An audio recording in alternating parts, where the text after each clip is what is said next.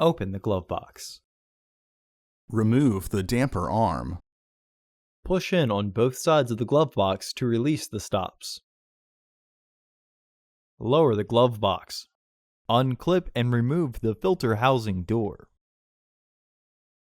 Remove the old filter from the housing and clean out any debris inside. Insert your new filter into the housing, with its airflow indicating arrow pointing down.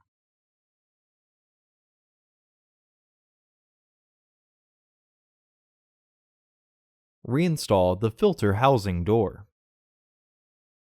Partially close the glove box to re-engage the stops. Reinstall the damper arm. Close the glove box.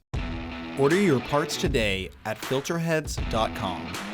Also, please like our video and subscribe to our channel so you won't miss any new content.